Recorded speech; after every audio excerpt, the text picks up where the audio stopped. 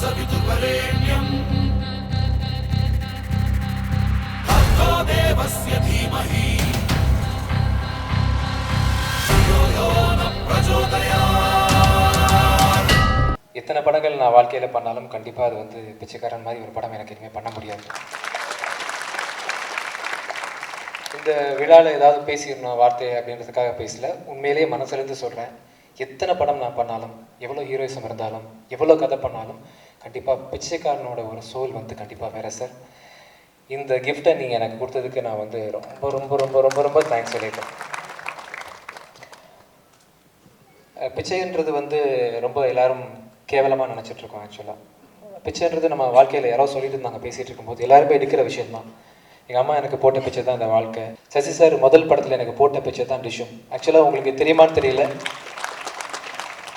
எனக்கு வந்து முதல் படம் மியூசிக் டைரக்டராக இன்ட்ரடியூஸ் பண்ணது சசி சார் தான். ஸோ அது மாதிரி பல பேர் போட்ட பிச்சையில் தான் நான் வந்து இன்றைக்கி நான் விஜய் ஆண்டனியாக உட்காந்துருக்கேன் அவங்க முன்னாடி. ரொம்ப சந்தோஷமாக இருக்குது. எந்த டைட்டில் வேணால் வாங்கி, சைத்தான் ஈஸியாக பிஸ்னஸ் ஆகிரும், எமன் போயிடும், சலீம் போயிருக்கலாம். இந்த பிச்சைக்காரன்ற டைட்டில் வாங்கினது வந்து உண்மையிலேயே பெரிய சந்தோஷம் சார். எனக்கு நம்பியிருக்கீங்க ஏதோ ஒரு விஷயத்தில் என்ன. கண்டிப்பாக இந்த படம் உங்களுக்கு ரொம்ப பெரிய வெற்றி படமாக அமையும். இங்கே வந்திருக்கக்கூடியவங்க அனைவருக்கும் ரொம்ப மனமார்ந்த நன்றி.